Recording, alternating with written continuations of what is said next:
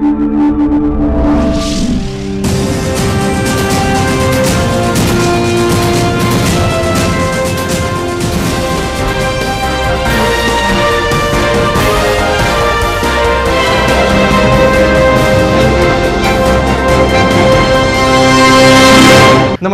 सोलापूर वृत्तदर्पणच्या बातमीपत्रात आपल्या सगळ्यांचं स्वागत। आजच्या ठळक बातम्या। तुळजापूर महामार्गावरील उळे गावाजवळ पोलीस आणि दरोडेखोरांच्या चकमकीत पोलिसांच्या गोळीबारात एक दरोडेखोर ठार। रयत शिक्षण संस्थेने शिक्षण क्षेत्रात केलं मोठं योगदान, माजी कृषी मंत्री शरद पवार यांचं प्रतिपादन। आणि सोलापूर महानगरपालिकेच्या हद्दीत असलेल्या जिल्हा परिषदेच्या शाळा आता पालिकेकडे करणार वर्ग।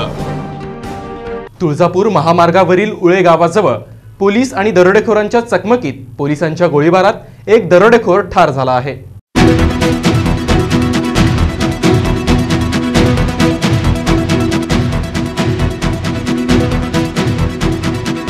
तुळजापूर महामार्गावरील उळे गावाजवळ रविवारी पहाटेच्या सुमारास पकडलेल्या दरोडेखोराला सोडवण्यासाठी बाकीच्या सहकाऱ्यांनी पोलिसांवर तलवारीने तसेच दगडांनी हल्ला केला, तेव्हा स्वरक्षणासाठी पोलीस अधिकाऱ्याने केलेल्या गोळीबारात एक दरोडेखोर ठार झाला। मिळालेल्या अधिक माहितीनुसार पहाटेच्या सुमारास उळे गावाजवळ गस्त घालताना तालुका पोलीस स्टेशनच्या पोलिसांना 5 ते 6 दरोडेखोर दिसले। पोलिसांनी त्यांना हटवले। एकाला पकडून गाडीत घालत असताना तो दरोडेखोर पोलिसांना साहेब चुकले चुकले म्हणत असतानाच त्यांच्यासह इतर सहकाऱ्यांनी हातातील तलवारीने पोलीस निरीक्षक विजय पाटील यांच्या हातावर आणि मांडीवर तलवारीने हल्ला केला, तसेच दगडफेकही करण्यात आली। या हल्ल्यात विजय पाटील गंभीर जखमी झाले, तेव्हा पाटील यांनी स्वरक्षणासाठी गोळीबार केला, त्यात एक दरोडेखोर गंभीर जखमी झाला। त्याला जखमी अवस्थेत सिव्हिल मध्ये उपचारासाठी दाखल केले असता डॉक्टरांनी त्याला मृत घोषित केले। दरम्यान या हल्ल्यात 2 पोलीस कर्मचारी जखमी झाले आहेत। दुसरीकडे घटनास्थळी सकाळी 2 कार आढळल्या असून यातील एका गाडीचा क्रमांक MS13AZ1798 असा आहे। एका गाडीच्या काचा फुटलेल्या दिसत आहेत, त्यामुळे या गाड्या पोलिसांच्या आहेत की दरोडेखोरांच्या याची ग्रामस्थांमध्ये चर्चा सुरू होती। यानंतर पारधी समाजातील सर्व नागरिकांनी कलेक्टर यांच्या निवासस्थानी ठिय्या आंदोलन केले, तसेच अंगावर रॉकेल ओतून घेण्याचा प्रयत्न केला। यावेळी कलेक्टर यांना समजताच त्यांनी तातडीने 4 वाजता कलेक्टर ऑफिस येथे बैठक घेण्याचे ठरवले। तसेच या बैठकीला SP मनोज पाटील व कलेक्टर राजेंद्र भोसले आणि पारधी समाजातील वरिष्ठ नेते माजी नगरसेविका पारुबाई काळे, मयत विनायक काळे यांची बहीण आई यांच्याशी तब्बल 1 तास चर्चा चालू होती। या चर्चेमध्ये मयत काळे यांच्या वतीने त्यांची बहीण यांनी अशी मागणी केली की PI Vijay Patil, police constable विकास फडतरे, पोलीस कॉन्स्टेबल विक्रम दराडे यांची CID मार्फत चौकशी करावी, FIR नोंद करावी व कठोर शिक्षा त्यांना द्यावी। घरात ना तो डिझेल भरण्यासाठी गेला होता ना, मग ते तुम्ही 5 जे हे म्हणता ना ते पॅसेंजर असेल, तुम्ही मारहाण करताना ते पळून गेले असतील, ते आता कोणते हत्यार किंवा काही जे संदिग्ध पदार्थ असे काही भेटलं का, किंवा पैसे किंवा सोनं वगैरे असे काही गोष्टी भेटल्या का? तुम्ही डायरेक्टली त्याच्यावर फायर करताय तर तुम्ही फर्स्ट हवेत केला होता का? आणि तुम्हाला करण्याचा अधिकार कुठपर्यंत आहे? गुडघ्याच्या खाली तुम्ही करू शकता ना। डायरेक्टली तुम्ही एखाद्या म्हणजे तो डायरेक्टली तिथल्या तिथे मारेल असं कसं काय करू शकता? जेवढे पण त्यामध्ये दोषी असतील त्यांना कामावरून काढून तर टाका आणि ॲज वेल एज त्यांना शिक्षा झाली पाहिजे। त्यांना अॅट्रॉसिटी गुन्हा दाखल व्हावा। अॅट्रॉसिटी म्हणजे पारधी म्हणून म्हणजे असं आणखी गुन्हेगारच असतोय ती। आम्ही आता त्यांचे जी घरचे माणसं आहेत ती बॉडीला पाहायला गेलं तर तिथं गेटला कुलूप लावून टाकले, आम्हाला पाहू बी दिले नाही। ती म्हणजे तिला मारहाण, मान तोडली, हात तोडले तर मग गोळीबार केले। आमची मागणी एवढीच आहे की माझा भाऊ निर्दोष असताना सुद्धा त्याच्यावर गोळीबार केली तर जी CBI चौकशी त्याची CBI चौकशी व्हावी आणि जे दोषी आहेत त्यांना नोकरीवरून काढून टाकावे आणि त्याच्यानंतर ना पारधी समाजातले जे पण काही युवक असतील त्यांच्यावर असा अत्याचार परत होऊ नये। व मयत काळे यांच्या परिवाराला नुकसान भरपाई समाज कल्याण पुनर्वसन विभाग यांच्याकडून देण्यात येणार आहे व तसेच राज्य मानव हक्क आयोगामार्फत चौकशी केली जाईल, असे कलेक्टर यांनी बैठकीत ठरवले। त्या ठिकाणचं CCTV फुटेज घेतील। शेवटी पोलीस यंत्रणा जी आहे की आपल्या तपासापेक्षा त्या ठिकाणी असतील आणि पोलीस जे आहेत ते खाजगी गाडीने गेली। काल विविध मंत्री महोदयांचे दौरे होते अशा ठिकाणी त्यांना स्थायी सूचना आहेत की बाबा जे आहे की रेग्युलर जे आहे क्राईम डिटेक्शन आणि क्राईम हे करण्याकरता त्यांनी खाजगी वाहन वापरता त्यांना येऊ शकतं. त्याबाबतचा आपला आक्षेप जर असेल की खाजगी वाहन कसं वापरतं तर त्याच्याकरता SP महोदय त्याची वेगळी चौकशी करतील की खरंच त्यांचा हेतू काय आहे. म्हणजे जे प्रशासनाचे प्रमुख आहेत, पोलीस प्रशासनाचे प्रमुख आहेत, हे जरी आहे की एखादी घटना घडल्यानंतर असं कोणालाही पाठीशी घालण्याचा कधी प्रयत्न करत नाहीत. त्यांना जे आहे की त्यांचे डिपार्टमेंटल ॲक्शन जे आहे, डिपार्टमेंटल एन्क्वायरी आहे ते चालू शकते व त्यांच्यावर अॅट्रॉसिटीचा गुन्हा दाखल करावा अशी मागणी मयत काळे यांच्या कुटुंबियांनी केली आहे. वृत्तदर्पणचे पत्रकार सोमनाथ शिंदे यांनी या बातमीचा मागोवा घेतला. याबाबत सोशल मीडियावर पत्रकारांमधून शिंदे यांचं कौतुक होत आहे. रयत शिक्षण संस्थेने गुणवत्तेबरोबरच संस्कारशील विद्यार्थी घडवले आहेत असं प्रतिपादन माजी कृषी मंत्री व रयत शिक्षण संस्थेचे अध्यक्ष शरद पवार यांनी केलं आहे.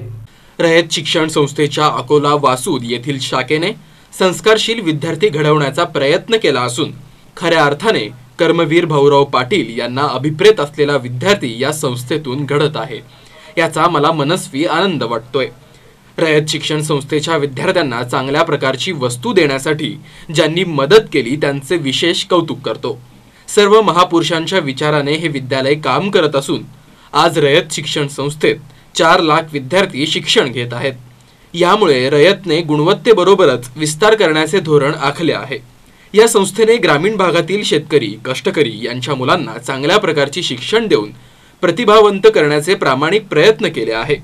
त्याबद्दल मी येथील सर्व शिक्षकांचे, संस्थेच्या संलग्न सदस्यांचे मनापासून आभार मानत आहे, असं मत माजी केंद्रीय कृषी मंत्री तथा रयत शिक्षण संस्थेचे अध्यक्ष शरद पवार यांनी व्यक्त केले. ते अकोला वासूद तालुका सांगोला येथील रयत शिक्षण संस्थेच्या सरदार शामराव लिगाडे विद्यालय व भाई जगन्नाथ लिगाडे न्यू कॉलेजच्या नूतन इमारतीच्या उद्घाटन समारंभावेळी बोलत होते. एक भूमिका मांडली गेली की विस्ताराच्या पेक्षा गुणवत्तेला आवश्यकता. गुणवत्तेला आमचा कोणाचा विरोध नाही, आजही नाही. डॉक्टर अनिल पाटील यांचं भाषण ऐकल्याच्या नंतर आज रयत शिक्षण संस्थेमध्ये गुणवत्तेला कसं प्राधान्य दिलेलं आहे याची कल्पना आपल्या सगळ्यांना आलेली. पण गुणवत्ता ही असली पाहिजे, त्याच्यामुळे शिक्षणाचा विस्तारही झाला पाहिजे. ज्ञान संपादन करण्याचा अधिकार या देशामध्ये जन्मलेल्या प्रत्येक बालकाचा आहे आणि तो अधिकार कृतीमध्ये यायचा असेल तर विस्तार झाल्याशिवाय गत्यंतर नाही. आणि रयत शिक्षण संस्थेनं या कामामध्ये अधिक लक्ष केंद्रित केलं. म्हणून मगाशी बोलत असताना डॉक्टर अनिल पाटीलने सांगितलं की 4 लाखाच्या पेक्षा सुद्धा अधिक विद्यार्थी आज या शिक्षण संस्थेत ज्ञान संपादन करण्याची कामगिरी करतायत. हा विस्तार करण्याच्या संबंधीचं धोरण आहे. एका बाजूने मी विस्ताराला स्थान देतो आणि दुसऱ्या बाजूने गुणवत्तेला सुद्धा स्थान देतो आणि त्यामुळं त्यांच्या भाषणामध्ये स्किल डेव्हलपमेंट या संबंधीचा जो विचार मांडला गेला ते स्किल डेव्हलपमेंट याचा अर्थ ही सगळी पिढी कुठल्या तरी क्षेत्रामध्ये तरबेज कशी होईल याची खबरदारी घेण्याच्या उद्देशी काळजी त्याच्यामध्ये याचा हेतू आहे. आता ज्या मुलांचा आपण सत्कार केला मला गमत वाटलेला आनंद झाला की त्या मुलांना कशासाठी तुम्ही सत्कारित केलं. कुणी नवीन संशोधन केलं, कुणी विज्ञानाचा आधार करून काही एक्सपेरिमेंट केली, कुणी कचऱ्याची विल्हेवाट कशी लावायची आणि त्याची उपयुक्तता कशी करायची या संबंधीचं संशोधन केलं आणि याच्यामध्ये जे यशस्वी झाले त्यांना आपण या ठिकाणी सत्कारित केलं. याचा अर्थ स्वच्छ आहे की विस्तार होतोय आणि त्या विस्ताराच्या गुणवत्ता वाढीच्या संबंधीची कल्पना जी या मुलांच्या नव्या पिढीच्यात राबवण्याचा प्रयत्न केला जातोय त्याला एक प्रकारचा प्रतिसाद मिळतोय आणि त्यामुळं आज ही ग्रामीण भागात राहिलेली मुलं सुद्धा काही क्षेत्रामध्ये आपलं कर्तृत्व दाखवत आहेत आणि माझी खात्री आहे की आज न उद्या मोठे झाल्याच्या नंतर उच्च शिक्षण संपादन केल्याच्या नंतर चांगल्या प्रकारचे शास्त्रज्ञ हे अशा सगळ्या घटकातून सुद्धा तयार झाल्याशिवाय राहणार नाही. आणि याच्यावर आज शिक्षण संस्थेचा फार मोठा प्रमाण असतो. मी सगळीकडे जात असताना आपण सगळेजण शेतीच्या क्षेत्रातील लोक. शेती कमी होते, शेतीवरचा बोजा वाढतो, घरामध्ये वाटण्या होतात. 20 एकरवाला 4 मुले झाल्याच्या नंतर 5 एकरांचे आणि त्याच्या घरात पुढच्या पिढीमध्ये आणखी 2-3 मुलं झाली तर उदाहरण होतं. आणि त्याच्या पुढे काही प्रगती झाली पुढच्या पिढीनं तर अख्खं वर्षभर आलं किंवा भूमीन सुद्धा होण्याच्या संबंधीचं चित्र दिसतं. याचा अर्थ वाढती लोकसंख्या, याचा बोजा हा संबंध शेतीवर आहे, जमिनीवर आहे. ती सोसण्याची ताकद आज जमिनीची किती राहिली आहे बघतो. जमीन वाढते का? जमीन वाढत नाही. नवीन रस्ते होतात त्याच्यामध्ये जमीन जाते, प्रकल्प होतात त्याच्यामध्ये जमीन जाते, धरणं बांधली जातात त्याच्यात जमीन जाते, शहर वाढले जाते त्याच्यामध्ये जमीन जाते. दिवसेंदिवस जमीन कमी होते, पण जमिनीवर अवलंबून राहणारा लोकसंख्या ही वाढती राहिली. आणि म्हणून शेती खऱ्या अर्थानं आपल्याला मदतगार व्हायची असेल तर शेतीवरचा बोजा हा कमी केला पाहिजे. कुटुंबातल्या एखाद दुसऱ्याच व्यक्तीने शेती केली पाहिजे आणि बाकीच्या मुलांनी अन्य क्षेत्रामध्ये कौशल्य दाखवून यशस्वी झालं पाहिजे. आणि त्यासाठी कौशल्य विकासाच्या संदर्भात त्याची तयारी करून घेणं आज हे काम रयत शिक्षण संस्थेसारख्या संस्थेमध्ये मोठ्या प्रमाणात केलं जातं. आणि माझी खात्री आहे की त्याच्यामध्ये यश येईल. आज ही भावना वाढली जाते. यावेळी व्यासपीठावर कार्यक्रमाचे अध्यक्ष आमदार गणपत देशमुख, पंढरपूर मंगळवेढ्याचे आमदार भारत भालके, राष्ट्रवादीचे जिल्हाध्यक्ष माजी आमदार दीपक साळुंके पाटील, रणजितसिंह मोहिते पाटील, रयत शिक्षण संस्थेचे चेअरमन अनिल पाटील, नानासाहेब लिगाडे, संस्थेचे पदाधिकारी राजाबापू पाटील, सचिन भाऊसाहेब कराळे, पंचायत समितीच्या सभापती श्रुतिका लवटे, भाऊसाहेब रुपनर, अशोक शिंदे, उपनगराध्यक्ष चेतनसिंह केदार, विद्यालयाचे मुख्याध्यापक विठ्ठलराव पाटील यांच्यासह विविध मान्यवर उपस्थित होते. पुढे बोलताना पवार म्हणाले की अजून संस्था नवीन आहे. आधुनिक तंत्रज्ञानाचा वापर करून विद्यार्थ्यांना एक जबाबदार नागरिक बनवण्याचा प्रयत्न करीत आहे. गुणवंत विद्यार्थी घडवण्याचा आमचा मानस आहे. यावेळी शरद पवार यांच्या हस्ते विविध गुणवंत विद्यार्थ्यांचा व शाळेच्या इमारतीच्या कामाला आर्थिक मदत करणाऱ्यांचा सत्कार करण्यात आला. तसेच कर्मवीर भाऊराव पाटील यांच्या चरित्रावर संजीव बैरागी यांनी लिहिलेल्या ग्रंथाचे प्रकाशन करण्यात आले. या कार्यक्रमाच्या प्रास्ताविकेतून नाना लिगाडे यांनी शाळेने केलेली प्रगती, राबवलेले नवीन उपक्रम या गोष्टींचा तपशील अहवाल दिला. तसेच शाळेची इमारत उभी करताना आलेल्या अडचणी तसेच त्यावर मात केलेल्या घटना सांगत त्यांनी जुन्या आठवणींना उजाळा दिला. ही इमारत उभारताना शाळेतील शिक्षक व इतर दानशूर मंडळींनी केलेल्या अनमोल अशा मदतीचा उल्लेख केला. तसेच ज्यांनी मदत केली अशा सर्वांना उपस्थित मान्यवरांच्या हस्ते सत्कार करण्यात आला. यानंतर रयत शिक्षण संस्थेचे चेअरमन अनिल पाटील यांनी मनोगत व्यक्त करताना रयत शिक्षण संस्थेला 100 वर्ष पूर्ण झाल्याबद्दल शताब्दी वर्ष म्हणून साजरा करण्यात आला आहे. त्यांनी भारतातील तरुणांची सध्याची परिस्थितीचा विचार परामर्श केला. संस्थेत फक्त शिक्षण न देता संशोधन व नवीन उपक्रम राबवण्यात येत आहेत याविषयी सविस्तर माहिती दिली. तसेच या संस्थेच्या माध्यमातून अनेक विद्यार्थ्यांना घडवण्याचे काम केले आहे व करत राहणार आहे असं सांगितले. शेती, स्पर्धा परीक्षा, बँकिंग व इतर सर्व प्रकारच्या शिक्षणाची सोय रयत शिक्षण संस्थेच्या शाखातून मिळण्याची सोय करण्यात आली आहे.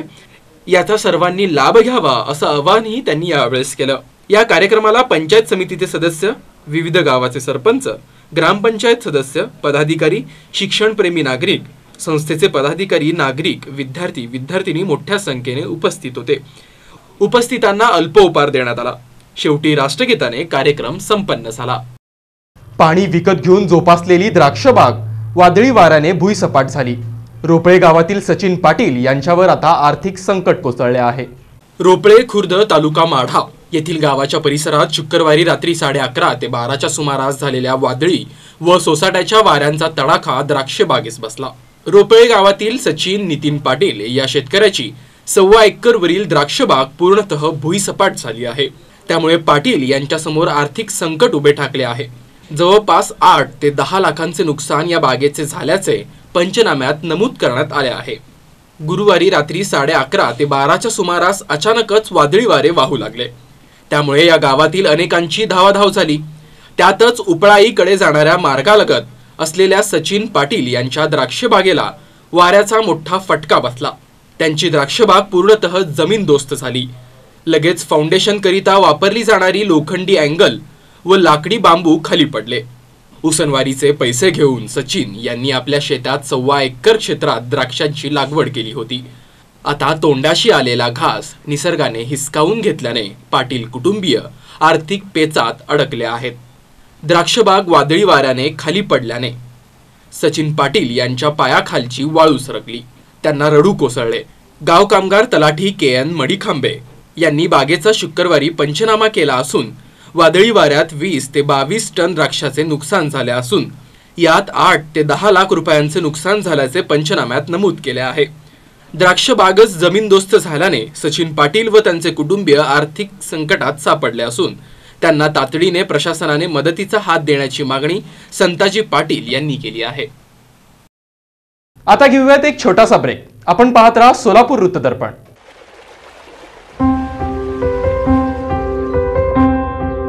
तुझा आवाज खूप गोड आहे, सतत ऐकत राहावंसं वाटतं. अशी काय जागा आहे ग माझ्या आवाजात?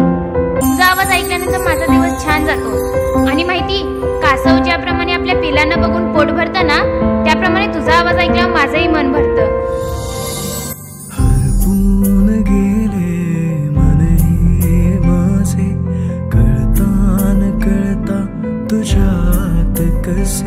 लग्न करशील माझ्याशी? हो, मी तर एका पायावर तयार. हे लग्नाला मी तयार आहे ग आता रिकामा ग. अगं लग्नाला मी तयार आहे ग आता रिकामा ग. आम्ही दिवाळी आणि रंगपंचमी एकदाच साजरी करतो. आता तुम्हाला मी दाखवतो दादागिरी, गुंडागिरी आणि दोघी. पुष्पांजली इज माय हार्ट. अंडरस्टँड? तर पुष्पाला काय झालंय? काय घाबरण्याचं कारण? मी कधीच स्वतःच्या पायावर उभी नाही राहू शकणार का हो? माझी नाही ना, मग कोणाची?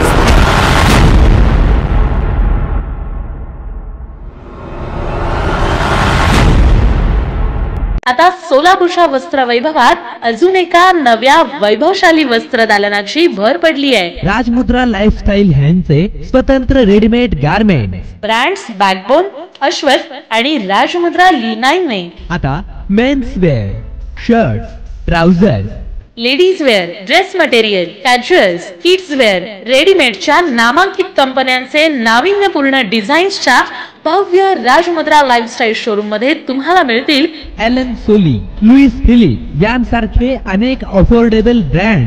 प्युअर सिल्कच्या साड्यांमध्ये तुम्हाला मिळतील कांजीवरम, धर्मावरम, रेशमी इरकल, पैठणी, राजमुद्रा सिल्क आणि इतर फॅन्सी डिझायनर साड्या, घागरा आणि लाचा सुद्धा. राजमुद्रा लाईफस्टाईल शॉपिंग सोबत आता सोलापुरात पहिल्यांदाच ओपन टेरेस मध्ये सुरू झालेल्या कॅफे चोकोलिशियस मध्ये वेगवेगळ्या डिशेसचा आस्वाद घ्या. Rajmudra lifestyle, VIP road, Solapur. सुवर्ण संधी, सुवर्ण संधी, सुवर्ण संधी. वैष्णवी फाउंडेशन आयोजित right option management and services Pune यांच्या संयुक्त विद्यमाने या आणि नोकरी घेऊन जा भव्य नोकरी महोत्सव व सुशिक्षित बेरोजगार युवकांना मार्गदर्शन शिबिर. आपल्या जिल्ह्यातील युवकांना आर्थिकदृष्ट्या स्वावलंबी बनवण्यासाठी आपले लोकप्रिय उद्योजक माननीय श्री युवराज चुंबळकर यांच्या मार्गदर्शनाखाली नोकरी महोत्सवाचे आयोजन केले आहे. तरी या सुवर्ण संधीचा सर्वांनी लाभ घ्यावा. माननीय श्री युवराज चुंबळकर यांच्या अभिनव उपक्रमातून प्रथमच सोलापूर जिल्ह्यातील कमी शिकलेल्यांपासून ते उच्च शिक्षितांना 10,000 नोकऱ्यांची सुवर्ण संधी. 100 पेक्षा जास्त मल्टीनॅशनल कंपन्यांमध्ये 10,000 पेक्षा जास्त नोकऱ्यांची संधी. महिलांसाठी घरबसल्या काम करून कमवण्याची सुवर्ण संधी. अधिक माहितीसाठी संपर्क अभिनव माने 74 99 55 76 75. राकेश वर्मा 73 85 68 20 08. विश्वेंद्र मोरे 89 75 00 82 68. रविवार दिनांक 10 फेब्रुवारी 2019. वेळ सकाळी 8 ते सायंकाळी 6 पर्यंत. स्थळ orchid English school, super market समोर, मोरारजी पेठ, सोलापूर.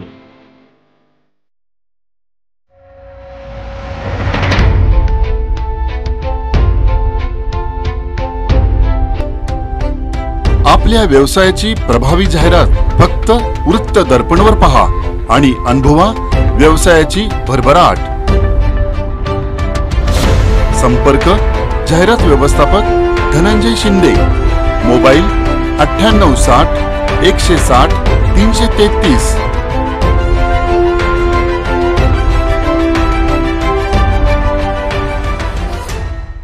सोलापूर महानगरपालिकेच्या हद्दीत असलेले जिल्हा परिषदेच्या शाळा पालिकेकडे वर्ग करण्यासाठी आवश्यक ती कार्यवाही करा.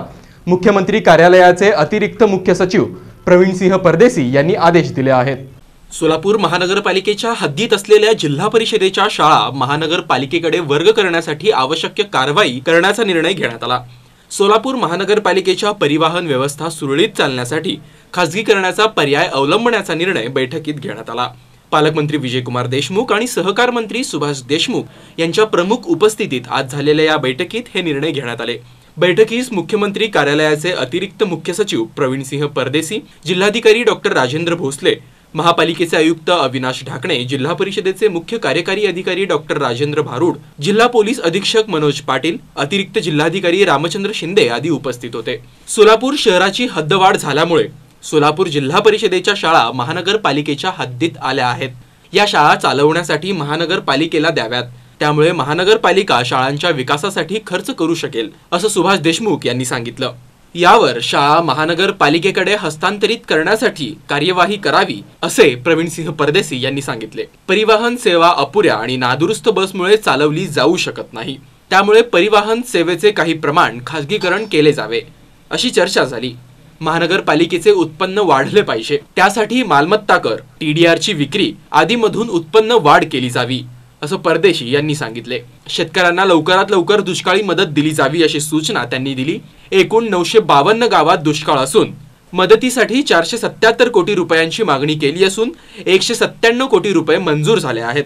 त्यापैकी 97 कोटी रुपये प्राप्त झाले असून 2 लाख शेतकऱ्यांच्या याद्या तयार झाल्या आहेत, अशी माहिती जिल्हाधिकारी डॉक्टर राजेंद्र भोसले यांनी दिली.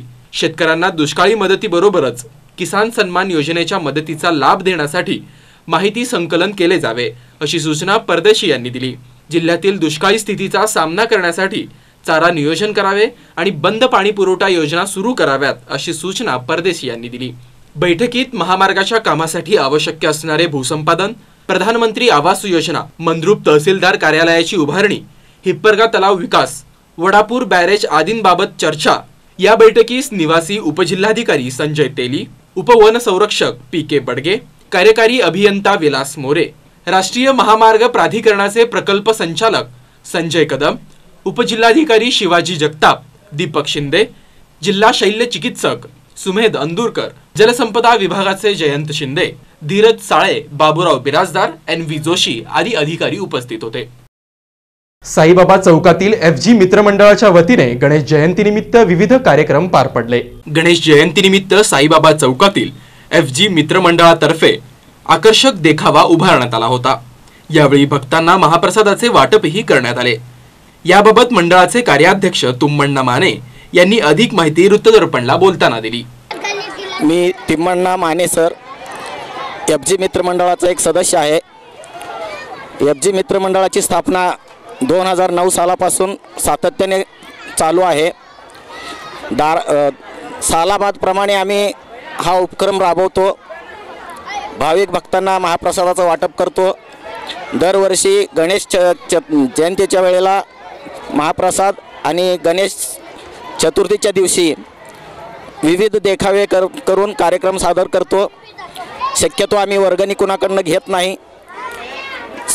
राजी खुशीने कोणी दिले तर आम्ही स्वीकारतो आणि मंडळाच्या सर्व सदस्यांनी मिळून हा कार्यक्रम यथोचित पद्धतीने वर्गणी जमा करून सादर करत असतो.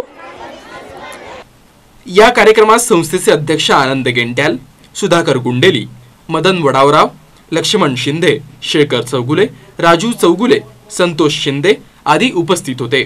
यावेळी भक्तगण दर्शनासाठी मोठ्या संख्येने उपस्थित होते. First international beach combat game जागतिक युद्धकल खेळ पणजी गोवा येथे कराटे जीत कुनेडो या खेळामध्ये महाराष्ट्रातील 9 खेळाडूंनी सहभाग नोंदवला आहे. First international beach combat games जागतिक युद्धकल खेळ पणजी गोवा येथे 17 ते 20 जानेवारी 2019 रोजी कराटे जीत कुनेडो या खेळातून महाराष्ट्रामधून 9 खेळाडूंनी समावेश घेतला होता. यात ज्युनियर 17 वयोगटाखालील 49 वजनी गटातून रोशन पवार याने सुवर्ण पदक पटकाविले, तर त्याचबरोबर दानेश पठाण यांनी 52 वजनी गटातून सुवर्ण पदक पटकाविले. पायल पवार यांनी 44 वजनी गटातून सुवर्ण पदक पटकावले, तर कुमारी श्रुती वाघमारे यांनी 49 वजनी गटातून सुवर्ण पदक पटकावले. निर्जला काळे यांनी 38 वजनी गटातून सुवर्ण पदक पटकावले, तर त्याचबरोबर सब ज्युनियर मधून कुमारी सरीन इनामदार यांनी 35 वजनी गटातून सुवर्ण पदक पटकावले. समर्थ पवार यांनी 25 वजनी गटातून सुवर्ण पदक पटकावले. ऋतिक पवार यांनी 49 वजनी गटातून सुवर्ण पदक पटकावले. या विजेत्या विद्यार्थ्यांना संतोष पवार, नागनाथ पवार, अतुल राठोड, भारत राठोड, पूर्णिमा राठोड, किशोर चंदनशिवे, भास्कर डेडे यांनी मार्गदर्शन केले. तसेच ग्रँडमास्टर युवराज गायकवाड यांनी विद्यार्थ्यांचे अभिनंदन केले. आता घेऊयात एक छोटासा ब्रेक. आपण पाहत राहा सोलापूर वृत्तदर्पण. आता सोलापूरच्या वस्त्र वैभवात अजून एका नव्या वैभवशाली वस्त्र दालनाची भर पडली आहे. राजमुद्रा लाईफस्टाईल ह्यांचे स्वतंत्र readymade garment brands backbone, Ashwath आणि राजमुद्रा लिनाईने आता men's wear, shirt, trouser, ladies wear, dress material, casuals, kids wear, रेडीमेडच्या नामांकित कंपन्यांचे नाविन्यपूर्ण डिझाईन्सच्या भव्य राजमुद्रा लाईफस्टाईल शोरूम मध्ये तुम्हाला मिळतील एलन सोली, लुईस फिलिप यांसारखे अनेक अफोर्डेबल ब्रँड. प्युअर सिल्कच्या साड्यांमध्ये तुम्हाला मिळतील कांजीवरम, धर्मावरम, रेशमी इरकल, पैठणी, राजमुद्रा सिल्क आणि इतर फॅन्सी डिझायनर साड्या, घागरा आणि लाचा सुद्धा. राजमुद्रा लाईफस्टाईल शॉपिंग सोबत आता सोलापुरात पहिल्यांदाच ओपन टेरेस मध्ये सुरू झालेल्या कॅफे चोकोलिशियस मध्ये वेगवेगळ्या डिशेसचा आस्वाद घ्या. Rajmudra lifestyle, VIP road, Solapur.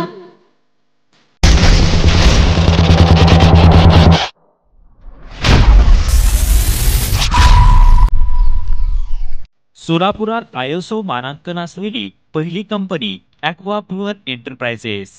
ग्रामपंचायतीसाठी विशेष सवलत, स्वतः सर्व्हिस देणारी एकमेव संस्था. सोलापूर, उस्मानाबाद, लातूर, कोल्हापूर या जिल्ह्यांबरोबरच महाराष्ट्र, कर्नाटक, आंध्र प्रदेश आदी राज्यात कंपनीच्या उत्पादनास प्रचंड मागणी. आमची वैशिष्ट्ये: कमी किमतीत उत्तम दर्जा, 8 वर्षापासून अखंड सेवेत. एक वेळ अवश्य भेट द्या. आमचा पत्ता 343 साखरपेठ, नागरी बँकेच्या बाजूला, सोलापूर. फोन 0217 26 26 362. मोबाईल 9860 84 53 82 आणि 9420 76 60 07. सर्व कंपनीचे आरो प्लांट, सर्व उच्च क्षमतेतील मॉडेल्स उपलब्ध. रिपेअरिंग व स्पेअर पार्ट्स होलसेल दरात उपलब्ध.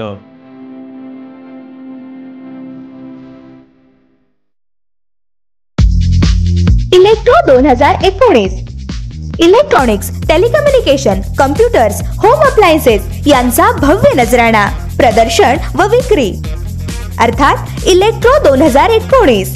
यंदा यावर्षी जुळे सोलापुरात. स्थळ: जुळे सोलापूर, टाकळीकर मंगल कार्यालय समोर, सोलापूर. दिनांक 8 ते 13 फेब्रुवारी दुपारी 4 ते 9:30 पर्यंत. रविवार दिनांक 10 फेब्रुवारी सकाळी 11 ते 9:30 पर्यंत. सर्व ब्रँडेड इलेक्ट्रॉनिक्स, घरगुती उपकरणांचे भव्य प्रदर्शन व विक्री म्हणजे इलेक्ट्रो 2019. अधिक माहितीसाठी इलेक्ट्रो 2019च्या फेसबुक पेजला लाईक करा. ऑनलाईन तिकीट्स उपलब्ध.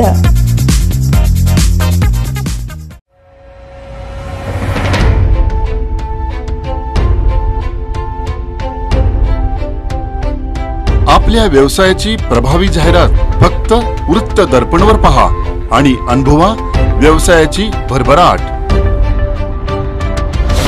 संपर्क जाहिरात व्यवस्थापक धनंजय शिंदे. मोबाईल 9860 160 333.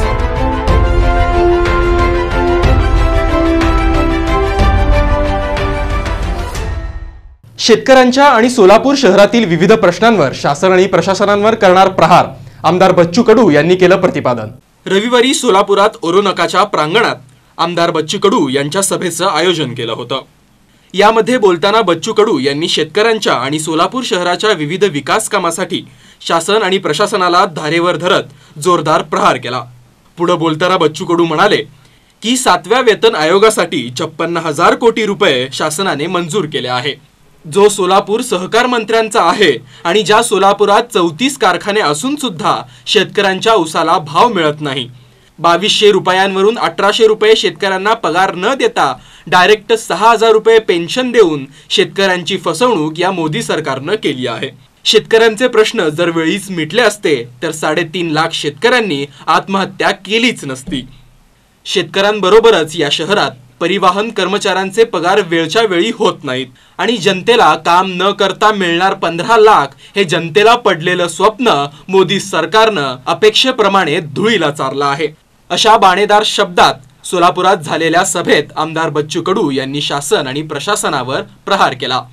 अरे हे तो सिमेंटचे पूल नाही केले असते चाललं असतं, 7वा वेतन आयोग नाही केला असता चालला असता, तर या देशामध्ये सगळ्या अगोदर हाऊसफुल शेतकरी पाहिजे होते. ज्या प्राध्यापकाचा पगार 75,000 होता त्या प्राध्यापकाचा पगार 1.5 लाख रुपये झाला. कलेक्टरचा पगार 1.5 लाखावरून 2.5 लाख झाला. तुम्ही ज्या आमदाराला मत मारलं त्या आमदाराचा पगार 75,000वरून 1.5 लाख झाला. काम काय आमदाराले? उद्या सुशील कुमार शिंदे आमदार झाले, पैसे कमी आहे, पैसे कमी आहे का त्यांच्याजवळ? मग आपण पाहतोय का व्यवस्था कशी विरुद्धात आहे.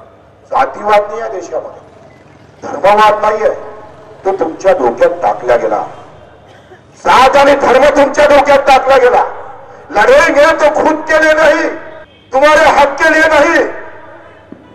आम्ही लढू तर तुम्हाला आमच्या नेत्यानं शिकवलं, बाबू लढशील तर निळ्या झेंड्यासाठी लढतो, लढशील तर भगव्या झेंड्यासाठी लढतो, लढशील तर हिरव्या झेंड्यासाठी लढतो.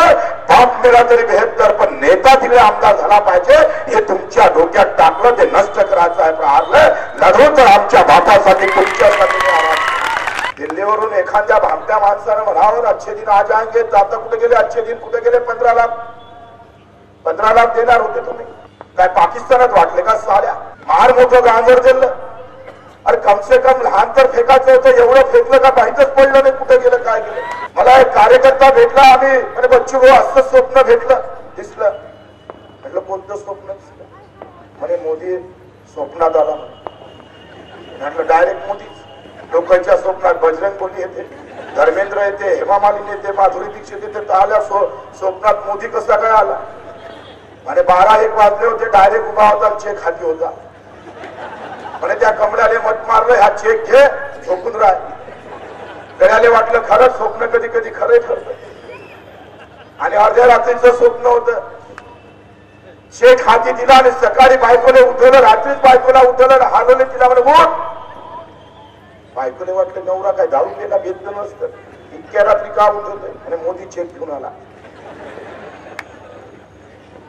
दोन्ही नवरा बायको रात्रीभर झोपलेच नाही. 15 लाखाचा चेक म्हणजे काय गंमतची गोष्ट आहे? इथं काम करणाऱ्याला पैसे नाही, ऊस पिकवला पैसे नाही, मजुरी केली पैसे नाही, परिवहन खात्यातल्या चालकांना पैसे नाही, काम करणाऱ्या कंत्राटी कामगाराला पैसे नाही, काम करून या देशात पैसे मिळत नाही. पण मोदी म्हणे 15 लाख दिल्याशिवाय राहत नाही. वाह, बगैर काम के पैसे आ रहे भैया, ले लो. 15 लाखाचा चेक कधी स्वप्नात रंगून गेला आणि बायकोने सांगितलं, बायको म्हणे शेगावले चला, गडी म्हणे गोव्याला चला, गोवा चांगला आहे, एवढे पैसे उडून टाकू. हे 5 स्टार हॉटेलमध्ये गेलं. अरे आमच्या हक्काचे पैसे देत नाही साले हो. 6,000 रुपये कोणत्या आम्ही पाहतो अकलीनं देता तुम्ही आम्हाला? 6,000 लुटायचं, 6,000 द्यायचे. 60,000 लुटत असाल तर आम्ही सांगतोय तुमचं चिरफाड केल्याशिवाय राहणार नाही. हे सुद्धा आम्ही स्वीकारलं पाहिजे. कांदा आम्ही पाहतो का जेव्हा कांद्याचं पीक आपण 24 तारखेला कांदा उत्पादक परिषद घेतो भाऊ आणि ते नाशिकला घेतोय. वसंत सोनकुरे नावाचा एक आमचा नाशिकचा 24 वर्षाचा कार्यकर्ता कांद्याच्या गंजीवर जाऊन मरण पावला, आत्महत्या केली. एका इकडे कांद्याची गंजी होती आणि दुसऱ्या इकडे त्या कांद्याच्या गंजीवर त्या शेतकऱ्याची आम्ही पाहतो विष पिऊन आत्महत्या झालेली होती. ज्या कांद्याला आम्ही पाहतो सर्व स्वप्न भंगवले होते तोच आम्ही पाहतो हा वसंत त्या कांद्याच्या गंजीवर घेऊन आम्ही पाहतोय हा औषध घेऊन मरण पावलेला होता. मित्र, बदला कोणाचा घ्यायचा आहे, कशासाठी एकत्र व्हायचं, आंदोलन कोणासाठी करायचं आहे याचं तारतम्य कार्यकर्त्यांना समजून घ्यावं. मित्र, वसंताच्या घरी आम्ही जेव्हा गेलो तेव्हा 24 वर्षाचा तरुण आत्महत्या करून का मरतय. 60 वर्षाच्या म्हाताराला सुद्धा जगावंच. तोही म्हणतोय नातीचं लग्न पाहायचंय मला. 60-70 वर्षाच्या म्हाताराला जर जगावायचं असेल मित्र तर 24 वर्षाचा माझा मित्र, माझा भाऊ, हा माझा कार्यकर्ता, हा शेतकरी का मरण पावला याचं चिंतन मंथन आम्हाला करावं लागत. हे चिंतन मंथन जर केलं नाही मित्र तर सरकारचं कोणी कोणाचं सरकार आलं तरी प्रश्न सुटू शकणार नाही. यावेळी प्रहार संघटनेचे शहर प्रमुख अजित कुलकर्णी यांनी आपलं मनोगत व्यक्त केलं. प्रहार संघटनेच्या वतीने शहरात अनेक मोठमोठे आंदोलनं झाली. या आंदोलनाला यश मिळाले ते फक्त आमदार बच्चू कडू यांच्या दहशतीमुळे. आमदार बच्चू कडू ही अशी एक मिसाईल आहे ज्या मिसाईलला कोणी तोड नाही. मी असं माझ्या शहर आणि प्रहार संघटनेच्या वतीने आदरणीय आमदार बच्चू कडू यांना परत एकदा मानाचा मुजरा करतो. सोलापूर शहरातील विविध समस्यांच्या निराकरणासाठी आणि शासन प्रशासनावर प्रहार करण्यासाठी आज आमदार साहेब आपल्या सोबत आहेत. मी काय जास्त बोलणार नाही. एकंदरीत सोलापूर शहरात प्रहार जनशक्ती पक्ष शेतकरी संघटनेच्या मार्फत गेल्या 6-7 महिन्यापासून जे काही काम चालू आहे हे सोलापूर शहरातील आणि तमाम जिल्ह्यातील लोकांना चांगलं माहित आहे. शेतकऱ्यांना न्याय देण्यासाठी चिमणीचं आंदोलन असेल, त्याचबरोबर बाजार समितीवरचं आंदोलन असेल, तर विविध आंदोलनातून शासन आणि प्रशासनाला जागा करण्यासाठी आणि त्यांना त्यांची जागा दाखवण्यासाठी आमदार बच्चू भाऊंच्या मार्गदर्शनाखाली आम्ही सध्या काम करत आहोत. शेतकऱ्यांच्या गरिबांचे न्याय ऐकण्यासाठी वेळ पडला तर बच्चू भाऊंसाठी आणि शेतकऱ्यांसाठी आम्ही आमचा रक्त सुद्धा सांगायला तयार आहे. मग मागे पुढे पाहणार नाही. त्याचबरोबर या कार्यक्रमाची प्रस्तावना जिल्हाध्यक्ष दत्ता मस्के पाटील यांनी केलं. यावेळी या सभेसाठी जमीर शेख, प्रमोद कुदळे, अमोल जगदाळे, सागर गायकवाड, मुस्ताफ शेतसंधी, संजीवनी बारंगळे, खालिद मनियार आणि त्याबरोबरच या सभेसाठी नागरिकांचा आणि प्रहार संघटनेच्या कार्यकर्त्यांचा जनसमुदाय लोटला होता. सांगोला येथे राष्ट्रवादी काँग्रेस व शेतकरी कामगार पक्ष यांच्या वतीने भव्य दुष्काळ परिषद आयोजित करण्यात आली होती. सांगोला येथे राष्ट्रवादी काँग्रेस व शेतकरी कामगार पक्ष यांच्या वतीने भव्य दुष्काळ परिषद आयोजित करण्यात आली होती. यावेळी मनोगत व्यक्त करताना शरदचंद्र पवार यांनी दुष्काळ एक गंभीर संकट आहे म्हणून ही परिषद आयोजित केली आहे असे सांगितले. तसेच सध्याच्या दुष्काळी परिस्थितीत सरकारने शेतकरी हिताचे निर्णय लवकरात लवकर घेणे अपेक्षित असताना सर्वच निर्णयात दिरंगाई केली जात आहे असं त्यांनी यावेळेस सांगितलं. हे सरकार संवेदनाहीन व घोषणा बहाद्दर आहे. या सरकारने फक्त आश्वासनाव्यतिरिक्त काहीच केले नाही असा घणाघाती आरोप केला. फसवी कर्जमाफी, पीक विमा योजनेत मोठा भ्रष्टाचार केला आहे व विमा कंपनीच्या हिताचा निर्णय घेतला. या सरकारच्या काळात अनेक शेतकऱ्यांनी आत्महत्या केल्या आहेत. हे सरकार लबाडाचे आहे असं त्यांनी सांगितलं. तसेच आमच्या सरकारने शेतकऱ्यांना 8,000 कोटी रुपयांची कर्जमाफी केली असून दुष्काळ परिस्थितीत जनावरांच्या छावण्या काढल्या. तसेच महाराष्ट्र राज्यात फळबाग योजना सुरुवात करून महाराष्ट्राला कॅलिफोर्निया करण्याचे काम आमच्या सरकारनं केलं आहे. तसेच 0% व्याजदरात शेतकऱ्यांना कर्ज देऊन दिलासा देण्याचा प्रामाणिक प्रयत्न केला. या तालुक्यात टेंभू म्हैसाळ योजनेला प्रोत्साहन देऊन तालुक्यात फळबागांचे क्षेत्र वाढवले. आता लोकांनी जागरूक राहून या सरकारला धडा शिकवला पाहिजे.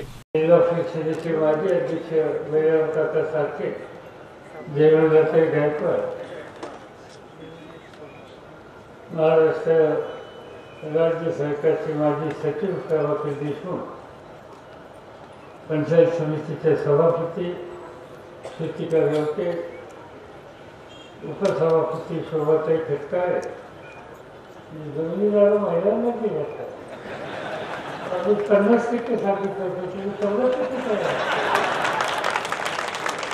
तुम्ही तयार होता आम्हाला पाठवलं का तुम्ही?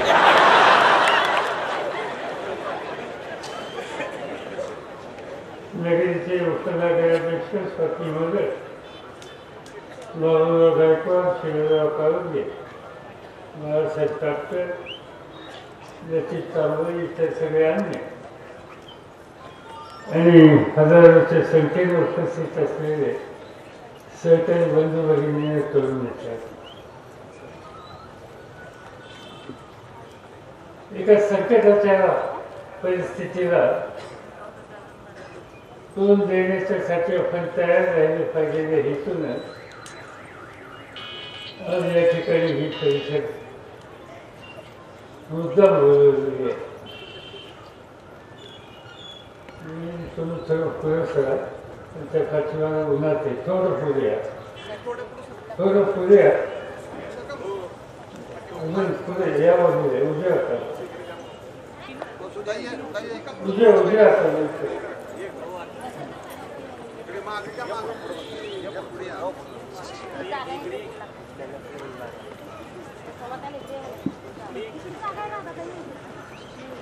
तसंच दुष्काळ आणि सांगोला यांचा फार जुना नातं. अनेक वेळेस दुष्काळी परिस्थितीला सांगोलाकरांनी तोंड दिलं.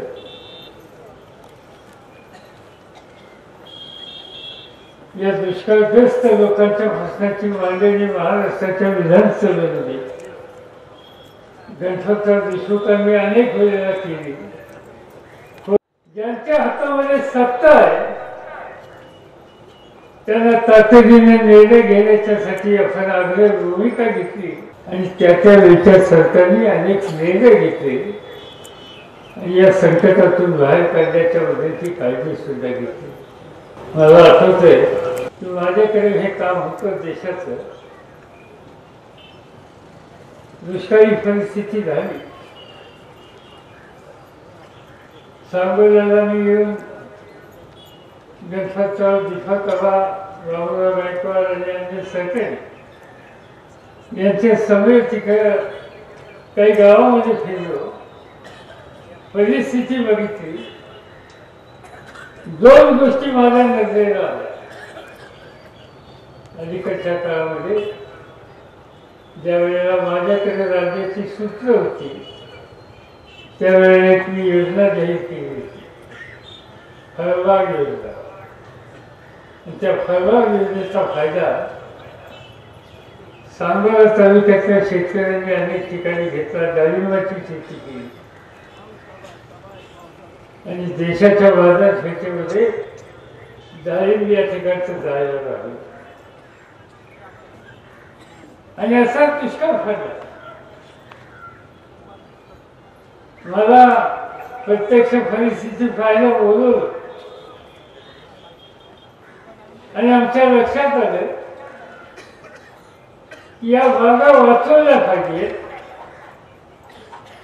तर एखादं पीक गेलं तर त्या वर्षाचं पीक जातं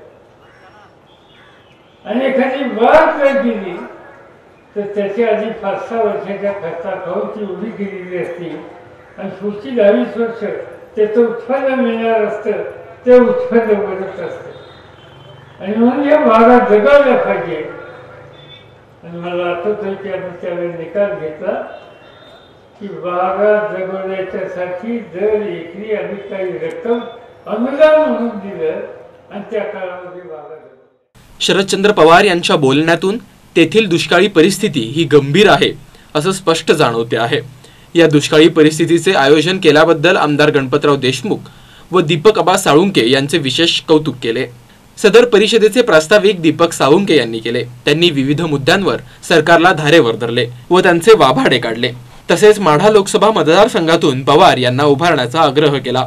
आमदार गणपतराव देशमुख यांनी मनोगत व्यक्त करताना या सरकारने गाव हा निकष सोडून तालुका हा निकष लावला आहे, तो चुकीचा आहे. तसेच दुष्काळ जाहीर होऊन 3 महिने झाली पण परिणामकारक काहीच उपाययोजना केली नाही. तसेच या सरकारला याचे गांभीर्य नाही असं त्यांनी सांगितलं. तसेच विविध प्रश्न उपस्थित केले व तसेच शरद पवार यांच्या उमेदवारीला अनुमोदन दिले. आपण निर्धार करून जाणार आहात, निर्धार करून जायचा आहे.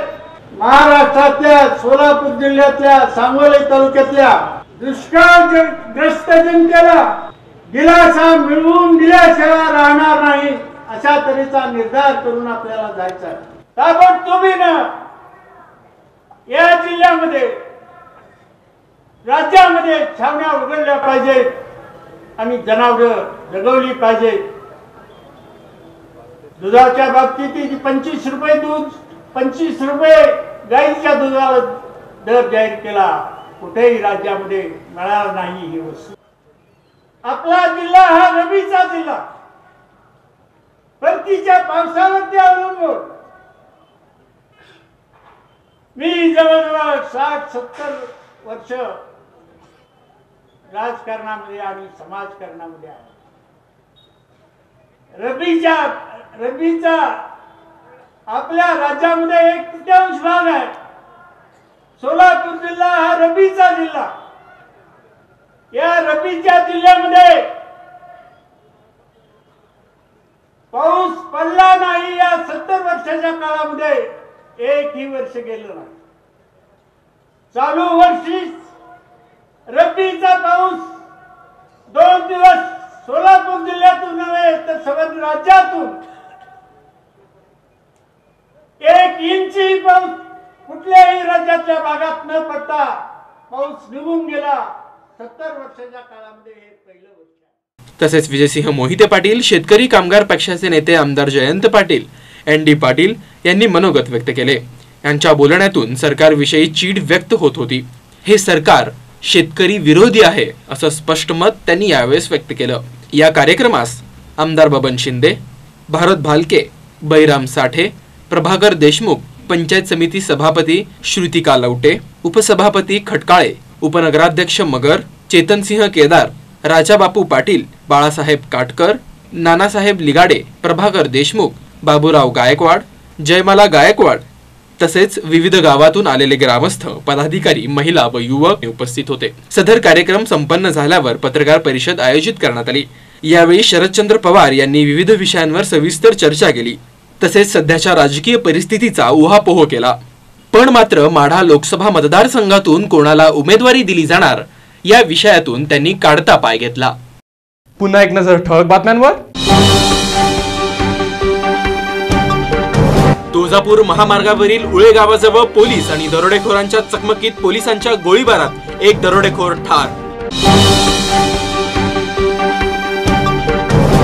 रयत शिक्षण संस्थेने शिक्षण क्षेत्रात केलं मोठं योगदान, माजी कृषी मंत्री शरद पवार यांचं प्रतिपादन. आणि सोलापूर महानगरपालिकेच्या हद्दीत असलेल्या जिल्हा परिषदेच्या शाळा आता पालिकेकडे करणार वर्ग. याबरोबरच हे बातमीपत्र संपलं. पुन्हा भेटूयात पुढच्या बातमीपत्रात. तोपर्यंत नमस्कार.